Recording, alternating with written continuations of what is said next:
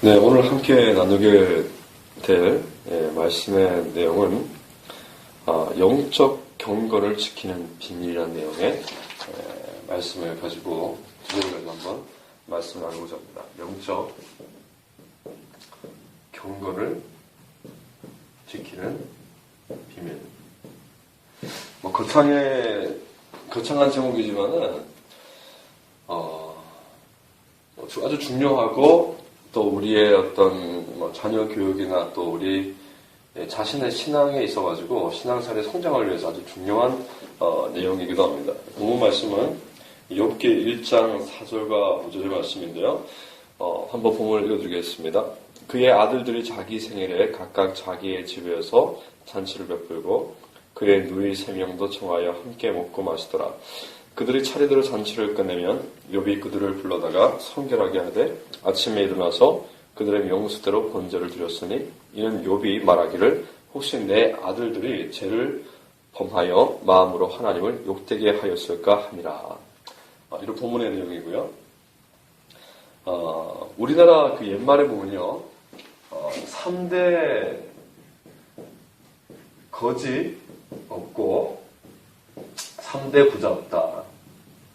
이런 말이 있습니다. 이 말의 뜻은 뭐냐면은, 재산이 3대를 못 간다는 뜻으로 주로 모든 것은 변한다는 것을 강조하는 말입니다. 재산이 오래 가지 못하고 또 모든 것은 변한다. 이런 의미를 가지고 있는 옛 말인데요. 사실 이 성경에서는 이제 무릇 지킬 만한 것보다 더욱 마음을 지키라고 이렇게 잠언 4장 23절에서 말씀하는데, 여기서 이 마음을 지킨다는 것은 하나님을 향한 신앙을 지킨다는 뜻입니다. 그러나 이 인간의 죄된 본성과 연약함 때문에 우리가 소중하게 여기는 것을 지키려고 노력하지 않으면, 지키려고 노력하지 않으면은 지킬 수가 없습니다. 우리의 마음도 지키지 못하고, 우리의 마음을 지키지 못하면 또 우리가 중요하게 생각하는 어떤 삶의 중요한 원리와 그 원칙들을 지킬 수가 없습니다. 특별히 신앙생활도 마찬가지입니다. 신앙생활도 우리가 지키려고 노력하지 않는다면 신앙도 지키기가 어렵습니다. 그래서 옛말에 3대 거지 없고 3대 부자가 없다는 말처럼 우리가 신앙을 지키기 위해서는, 혹은 우리 자녀들의 신앙을 지키기 위해서는, 또 신앙의 명문 가정을 만들기 위해서는 그 가정에 어떤 뚜렷한, 그 가정에서 뚜렷한 어떤 영적인 경고를 세워가는 어떤 기준이 있어야 됩니다.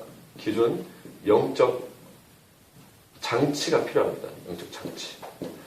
이런 것이 있어야지만이 이 신앙이라는 것이 흐릿해지지 않고 몇 대 가서 끊어지지 않고 계속해서 그 신앙이 대물림될 수가 있고 지켜질 수가 있는 것입니다. 그래서 우리가 신앙생활하는 것이 그냥 잘 되겠거니 하면서 내버려 두면은 결코 지키기가 어렵다는 것을 저희가 먼저 전제로 알아두어야 합니다. 그리고 두 번째로 저희가 함께 볼 말씀 뭐냐면은 이 욥기에 있는 말씀의 내용입니다. 자, 이거 오늘 말씀 보게 되면은 이 욥이 자신의 그 생일을 맞이해서 잔치를 벌이죠, 잔치.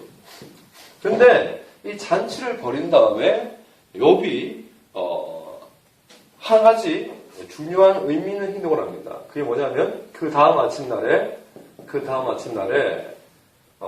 자녀들을 부릅니다. 자녀들을 차례대로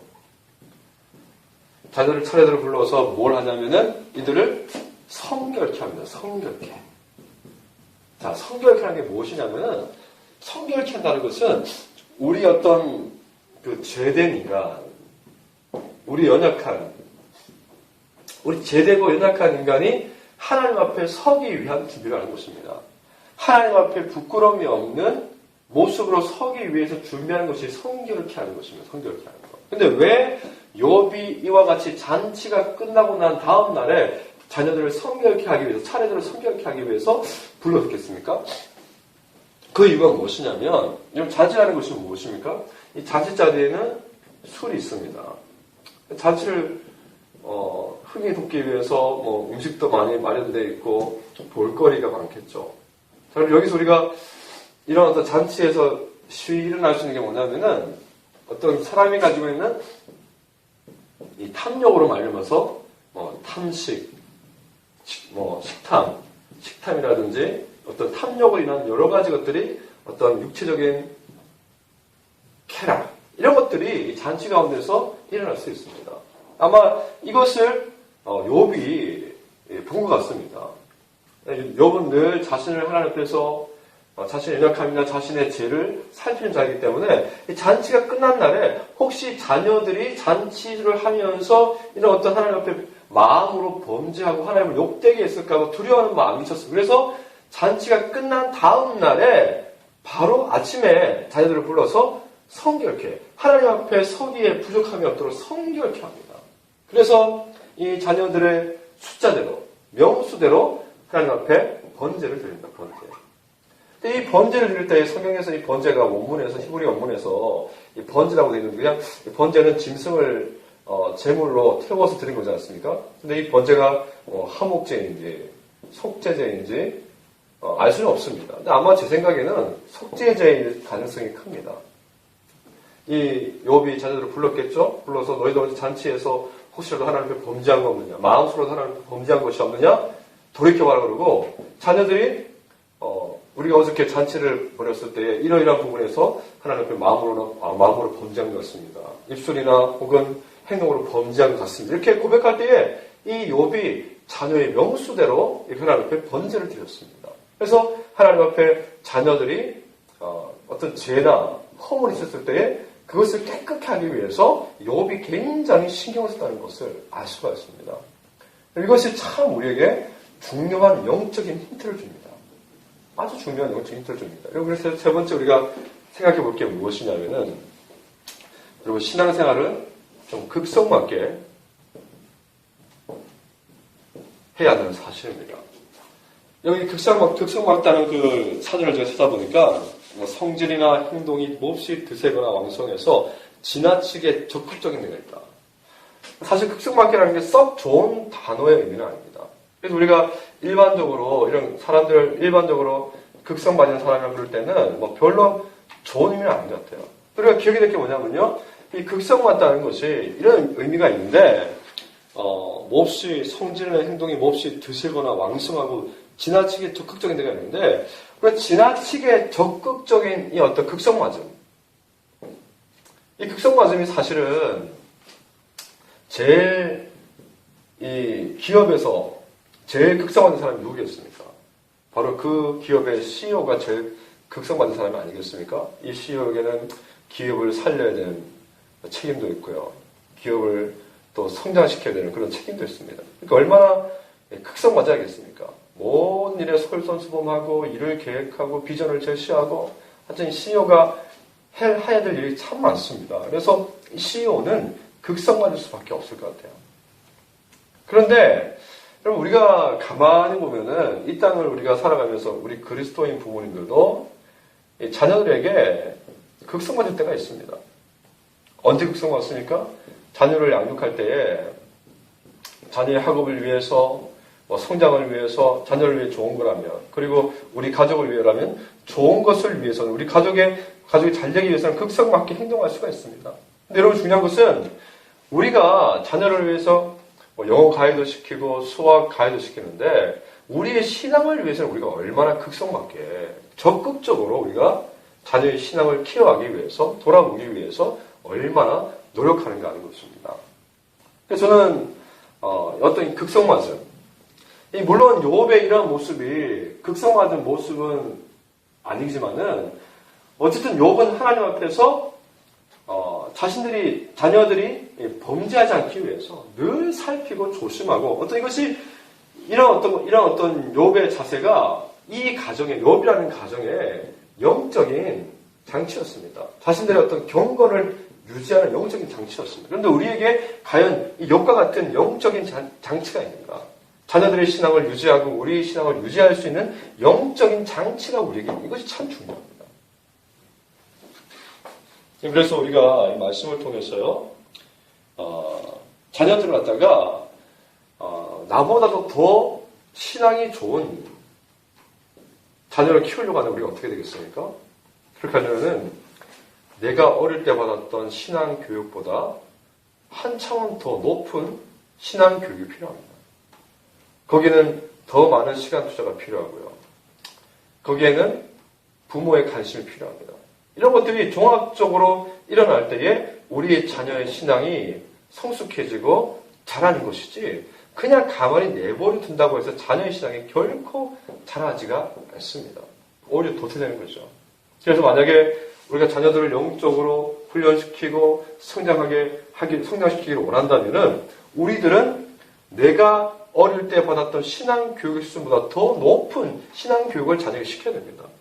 제가 어릴 때만 해도 주일학교, 여름 성경학교를 하게 되면은 일주일 했습니다, 일주일. 그것도 새벽 기도도 하고, 낮 공부하고, 점심 먹고, 또 오후 공부하고, 뭐 그렇게 하고서 이제 집에 돌아갔습니다. 저녁 때가 되기 전에 집으로 갔었는데, 그 다음날 새벽에 또 교회 오고, 이렇게 일주일 동안, 신앙 교육을 했습니다, 성경학교. 근데 요즘에 성경학교 해봐야, 2박 3일, 혹은 하루, 이렇게 다 끝이 납니다. 그래서 절대 이런 어떤 신앙 교육의 어떤 수준이 어떤 신앙 교육을 하는 그 날짜가 얼마나 하느냐가 모든 것을 다 결정한 것은 아니지만은 중요한 것은 우리가 얼마나 자녀에 대한 신앙 교육에 관심이 있고 또 얼마나 우리 자녀들에게 열심히 신앙 교육을 시키는가가 중요합니다. 우리가 보고 배우는 만큼 잘하기 때문입니다. 그래서 우리가 가정에서나 교회에서도 마찬가지겠죠. 우리의 자녀들이 그리고 우리가 신앙적으로 성숙하고 자라기 위해서 우리가 얼마나 많은 노력이 필요한가를 우리가 생각해 봐야 됩니다. 그리고 우리 가족이나 우리 자녀들이 신앙이 성장하기 위해서 우리 가족이 가지고 있는 우리 가정에서 하고 있는 영적 장치가 무엇인지 발견해야 됩니다. 이 욥에게는 욥이 늘 혹시 자녀들이 혹시 내가 하나님 앞에 범죄하지 않을까 하여서 늘 자신을 살피고 성경케 하고 이 번제를 통하여서 제사를 통하여서 자신과 자녀들을 성경케 했던 욥의 모습처럼 우리 가족에 이런 영적 장치가 있어야지만이 믿음이 성장하고 영적으로 성숙할 수 있다는 사실입니다. 그래서 자녀 교육과 자녀 성장을요, 여러분 결단코 그냥 너무 쉽게 생각하지 마시고 우리가 이 땅에 살면서 내가 자녀에게 신앙을 유산으로 물려줘야 되는데 이 유산이 제대로 되물림되기 위하여서 내가 자녀를 어떻게 교육시킬 것인가, 어떻게 영적으로 가르치고 어떤 훈련을 받게 할 것인가. 그래서 저는 어떤 마음이 아까도 잠깐 말씀드렸지만은 수학 과외 하는 것처럼 영어 과외 하는 것처럼 여러분 성경 과외도 필요하고요, 기도 과외도 필요합니다. 영적인 과외가 필요합니다. 수학 과외하고 영어 과외 받으면 수학 성적 오르고 영어 성적 오르는 것처럼 우리가 영적으로 성장하기 위해서는 기도도 과외 받고 성경도 과외 받아야 됩니다.